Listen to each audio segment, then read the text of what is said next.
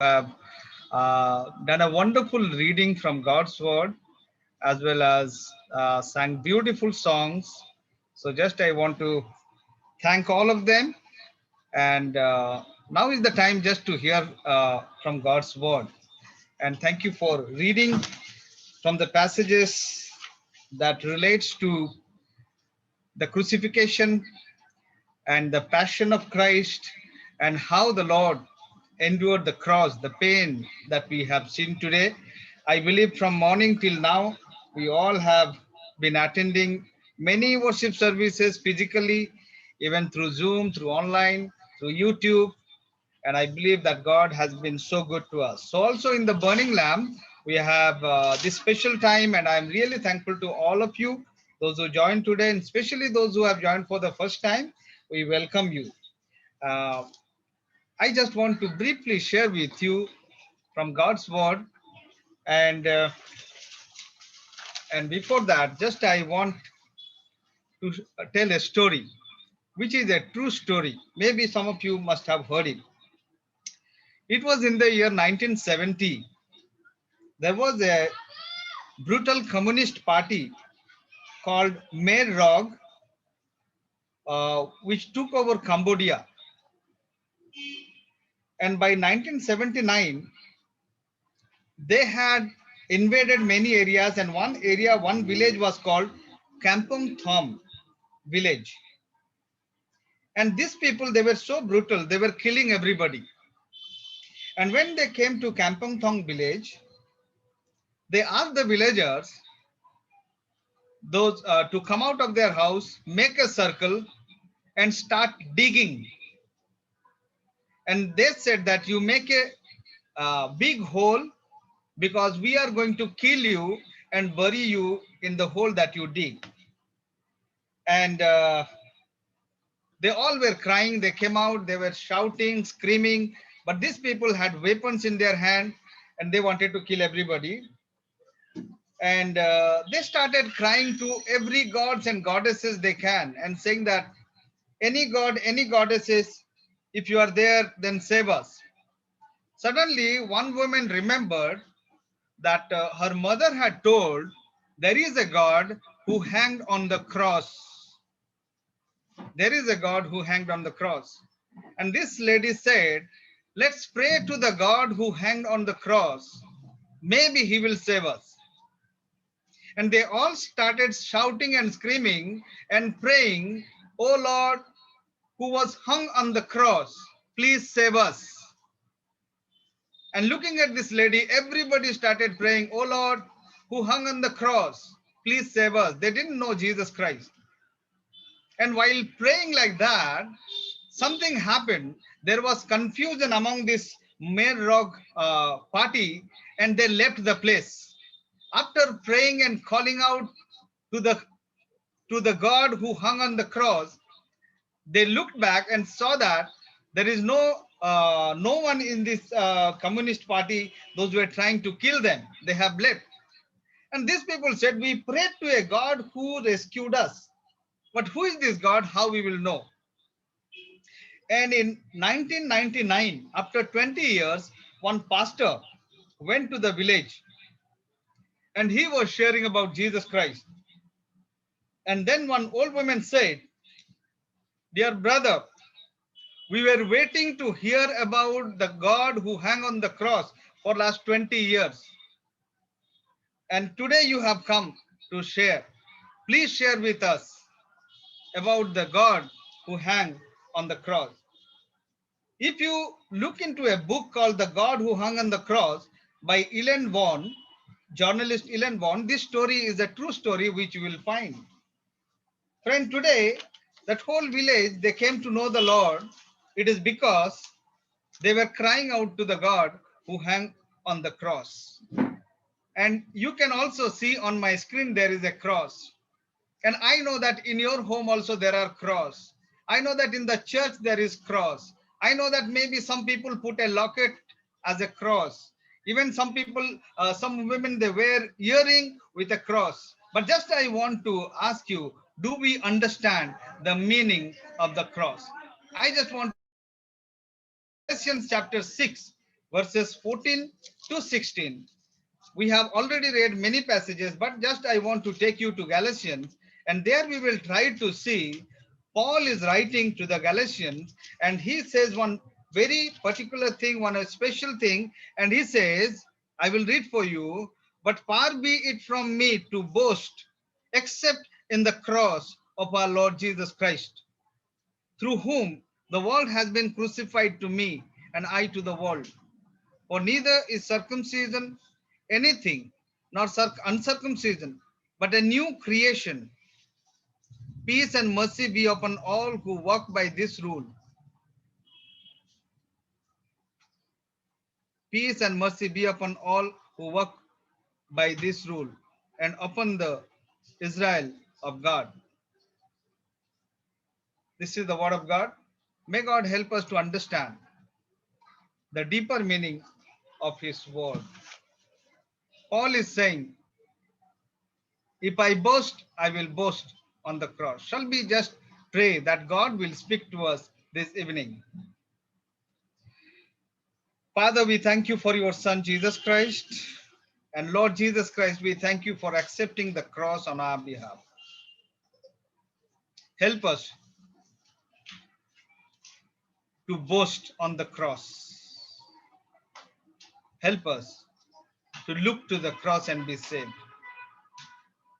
Help us, O Lord, this time as we gather in different places, we want to hear your voice. Speak to each one of us.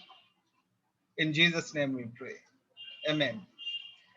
I will just briefly today share the word because we have already spent a lot of time, but I will not take much time today. But I want to tell you, what exactly do we boast about? Paul here is saying, far be it from me, if I boast, I will boast on the cross. Why is he saying that I will boast in the cross? He could have boasted about his education, his status, his background, his religiosity, his enthusiasm for the Lord. Paul was really a pious Jew. And also, if you look at Philippians 3, 4 to 8, he says, I have a lot of things to boast about. But he's not boasting about that. Even he's not boasting about the birth of Jesus. He's not boasting about the miracles of Jesus. He's not boasting about the teaching of Jesus. But he's saying, if I boast, I will boast on the cross. And if you look into the history, we see that during the Roman time, the cross is the symbol of death. It stands for a violent end of a person who is condemned, who is a criminal, who gets nailed to the cross and die on the cross. It is something people consider as cursed. And dear friend, if we look into our life, we were the one, because of our sin, because of our terribleness of our sin, we would have gone to the cross and died on the cross. That is the destiny of every human being. But we see that Jesus is accepting the cross. In Hebrews chapter 2, verses 14 to 15, if we look into that, here it talks about, therefore, since children shares in flesh and blood, he himself in a similar manner also shared in the same, so that through death he might make powerless him who had the power of death, that is the devil. It's about Jesus, that Jesus accepted the death on the cross so that he can defeat the power of death. The context of the Galatians, if you look into the epistle of the Galatians to the Galatians, Paul is writing, hey Galatians, you have a problem. You know that Jesus Christ died for you. You know that you are saved by grace and by faith. But you are saying it is not enough. I must do something more to be saved. And Paul is trying to tell the Galatians that this is the problem. Do not add anything to the cross, because cross is the message of the salvation. Some people thought not only cross, but also we believe in Jesus Christ. At the same time, we have to obey little law. We have to do some rituals. We need to become little religious so that we are saved. So that is the context to which Paul is writing. Friend, today also, if you look at Christian families, today if you look into our context, we find that cross is losing the meaning. Cross is everywhere, but cross sometimes losing the meaning. One guy was going in a speed bike, and there was two guys, and they were all going very speedily, and police stopped them. And police stopped them and fined them, saying that you have to pay the money. Then the boy who was driving, he said, "Sir, we did not know that the rules and regulation like this. We didn't know that. So please forgive us. Leave us." He said, "No, no. How will I know that you are telling the truth?" So he showed the cross. He said, "See, I'm a Christian. Look at the cross. I don't tell lies. I'm telling you the truth." And the police was also very smart. Yes, he said, "Yes, I see a cross. But I know on the cross there were three crosses. On the Calvary there were three crosses. So which cross are you wearing? Are you wearing the cross in the middle, or are you wearing the cross which is beside the beside of the main cross? So which cross are you wearing?" And today I just want to focus on 3 points, which says why Paul chose to boast on the cross. What is that about? That Paul is boasting about the cross. Number 1 point I want to tell you this is that cross is the one who delivers us. I want that all of us today understand the value of the cross in Christian life. We must understand what my Lord has done on the cross of Calvary. In Numbers 21, chapter 21, verse 9, we see that Moses lifted up the bronze snake and said that whoever looked at the snake in the wilderness, they will be saved. And when we come to Galatians, in John chapter 3, when Jesus is talking to Nicodemus, Jesus is again referring to the same thing and saying that Son of God must be lifted up as Moses lifted up the serpent, so that anyone who looks at the cross will be saved. And he was telling about his death. Friends, Ephesians chapter 1, verse 7, it says that in him we have redemption through his blood, the forgiveness and complete pardon of our sin in accordance with the riches of his grace. As Swapna was asking about what does Good Friday mean, and many of you say, he redeemed me. I am redeemed. I am delivered. So cross is the one which delivers us from sin. Cross is the one which delivers us from the law. The Jewish people, they were thinking, if we practice the law, then we may get salvation. But Paul is writing to them and telling that law is nothing. Law is just powerless. Now Christ has come, and because of him, we do not have to be under the law. We are delivered from the law. Today, many brothers and sisters still under the bondage of the law, or the rituals, or the religious practices, or the wrong habits.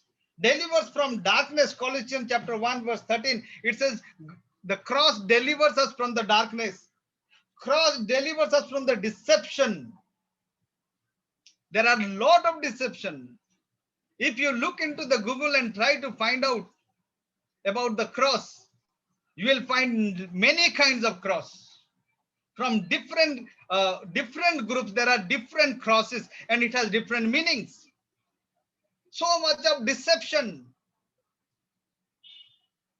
Just few days back, I was talking to somebody, and the person was telling me, today we are not being able to get that power of the cross.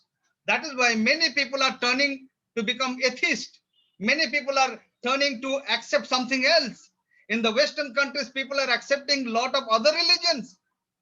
It is because they are not been able to feel the power and they are deceived.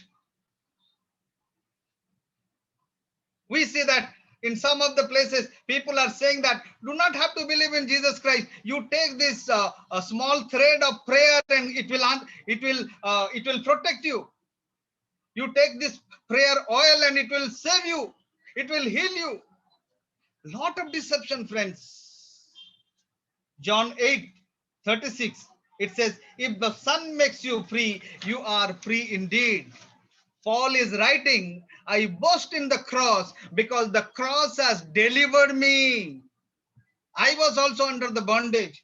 I was also going through a lot of problem. I was also having a lot of deception in my mind. But cross delivered me. Luke chapter 23 verse 12, the thief is hanging on the cross and says, Jesus, remember me in your paradise. And Jesus said, today you will be with me in paradise. He was delivered. My dear friends, I do not know what bondage you are going through at this point. It could be pain. It could be anxiety. It could be fear. It could be depression. It could be any kind of hypocrisy. It could be bad habits. The cross delivers us. Cross delivers us. Are you being able to say that I boast in the cross? It is not enough to put a cross in my home or in my gate or in my frame, but it is more important to say that I know that cross has delivered me. Paul is able to boast here because he's saying that the cross has delivered me. Are you delivered? We all need to ask, as a Christian family, as a believer, as a church, are we delivered or we are still under the bondage? Cross delivers. Secondly, I want to tell you, if you look at Galatians chapter 6, verse 15, Paul is saying, for neither is circumcision anything nor uncircumcision. Don't talk about circumcision or uncircumcision.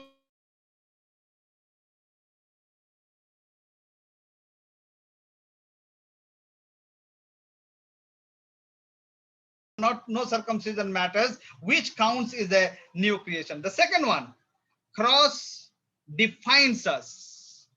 Cross delivers us. And secondly, cross defines us. Who are we? That is defined by the cross. That is why 2 Corinthians chapter 5 verse 17 says, if anyone is in Christ, he or she is a new creation. That matters most important thing in our life than to have a tag, have a name, Christian name, have a Christian symbol. But what matters? Circumcision or uncircumcision doesn't matter anything. What matters that I am no more the same. I am a new creation. Old has gone and the new has come. That is why Prophet Isaiah in chapter 43 verse 1, he says, I have called you by my name and you are mine. That is what God wants. That to give a new identity. Psalm 103 says, we are the sheep of his pasture. First Samuel 12:22 says, he made us his people, his own possession. You are mine. First Peter 2:9, Peter writes that you are a chosen race, the royal priesthood, the holy nation, the people who belong to God. Ephesians chapter 2 verse 10 says, we are his workmanship. What kind of identity that we are looking for? All the identity comes to us because of the cross that we can see. We are more than conquerors. John chapter 1 verse 12 says, we become the children of God. John chapter 15 verse 12 says, we are the friend of God. Romans chapter 8 verse 17 says, we are the heads of God. What else that you are looking for to boast about? Paul could know all this identity and he is now saying, I do not want to boast in my identity. I want to boast on the cross because cross defines my identity. We are the children of God. We are the people of God. We have the authority. I was going through the whole episode of Jesus' crucifixion and resurrection and ascension, and I found that when Jesus is going up to heaven, he says, all the authority in heaven and earth is given to me. Now, my disciple, I give it to you. Take it. What an identity that we have. Friend, today, we in the Burning Lamp, we focus our work with the old age people. You know, we work with the people who have never heard the name Jesus Christ, and for the first time they are able to know about Jesus Christ, because we are praying, let the gospel reach them before they reach the grave. That is what our prayer. And when we tell them about all this, they are amazed about the truth, the identity that we have. They are saying, from where you come to know this truth? How do you know this truth? Why you are so different? Why you people talk different way? Why people you behave different way? Why you are different than us? You know, because of the authority that we have. And my co-worker Gaurav is also there. And then when we went to feed the people in a slum, and Gaurav went to pray with them, and many people were delivered. And now they are saying, please teach us how to pray. Because we can see you are a different people with a different identity. It is not about our identity. It is because of the cross which defines our identity. Friend, my question is the cross defining your identity? Or you look like the same with other people around you? We need to ask ourselves, is my presence making any difference to my neighbor? Is my presence making any difference in the workplace? Is my presence making any difference in the lives of people who come across me? If not, then there is no reason to boast on the cross, because the cross delivers us and also cross defines us. We have an identity. We have a new identity. Cross delivers, cross defines, and the last one I want to tell you, cross directs our destiny. Cross directs us, shows us the path. That is why in verse 16, Galatians chapter 6, verse 16, Paul is saying, peace and mercy be upon all who walk by this rule. Peace and mercy be upon all who walk by this rule. Which rule? The rule Paul said to boast on the cross. The rule Paul says not to be proud about circumcision or not circumcision, but to become a new creation. And that is what we see, that all who follow the cross, who boast on the cross, they peace and mercy will be upon them. That is why Psalmist says, surely goodness and mercy will follow all the days of my life. It directs us. It shows us, my dear brothers and sisters, it shows us where we should go, what should be happening to us. I was reflecting from 1 Corinthians chapter 15 and thinking about how Paul is writing about the resurrection. And when Paul is writing about resurrection, he says, friends, our Jesus Christ, he was raised from the dead. And because of that, we also will be raised from the dead. And we will have a transformed body. We will have a transformed body. Then I was really thinking, many people died during Corona. And people who died, even their body were not given to the family members. Their body were wrapped with black poly bag and were buried or burnt. But praise God, those who know the Lord, they will have a transformed body, whether died of Corona or whether died of accident or whether died of any problem. The cross directs us, our destiny. Hebrew 9 verse 15. Those who are called may receive the promised eternal inheritance. It doesn't matter how we die. But what matters that because of the cross, my destiny is secured. That is why Jesus said to the thief on the cross beside him, he said, today you will be with me in the paradise. That is our destiny. That is what God is guiding us. Matthew chapter 16, 24 to 26, Jesus told his disciple to take up the cross and follow and gain security for your soul. You may be going through a lot of pain, maybe carrying the cross and struggling day and night with your family, with your workplace, with your individual pain and suffering. But friends, let me tell you, the word of God because of the cross.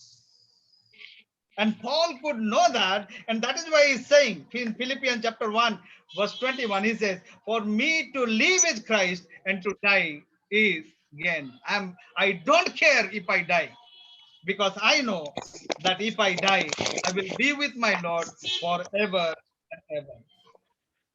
I remember the story of Dr. Billy Graham. He was mentioning about Albert Einstein. Once Albert Einstein was traveling in the train, and when the TT came to him, ticket collector came to him and said that, sir, do you have ticket? And then Einstein touched his pocket and found that his ticket is lost. So he started frantically searching for the ticket. But this TT knew Einstein and said, Einstein, sir, I know you. You don't have to look for the ticket. I know that you must have booked the ticket because you are a very respectable person. I know that. So you don't have to look for that, sir. So he left Einstein, moved forward, and after going a little distance, he looked back and found that Einstein still looking for the ticket. He was getting it underneath the table and trying to look for where is his ticket. Then again, this TT came back and said, Einstein, sir, I told you, you don't have to look for because I know you. Then he said, yes, I understand you know me, but I do not know where I am going. So I have to find my ticket. And Dr. Billy Graham was saying that Einstein said he doesn't know where he was going, but I know where I am going. And we know that this greatest evangelist of our time, Dr. Billy Graham, died. But he had said one thing, my home is in heaven. I'm just traveling through this world. Cross directs our path and our destiny. Cross takes us to the permanent destiny, the eternal kingdom of God. Paul is boasting, saying that I boast in the cross because it delivers me, because it defines me, and because it directs me. Friend, this evening, I just want to ask you, what are you boasting about? Are you boasting about your position, wealth, your status, your education, your family background? Nothing matters. What matters is that we are delivered by our Lord, who delivered us because he accepted the cross, who defines at the cross. He directs our destiny and makes us secured for eternity because he accepted the cross. And Paul says, I boast in that cross. Shall we today ask the Lord to help us to boast in the cross? I do not know what you are going to do. I do not know how you are going to boast, but I want to challenge you. Will you, like Paul, say that if I boast, I will boast in the cross?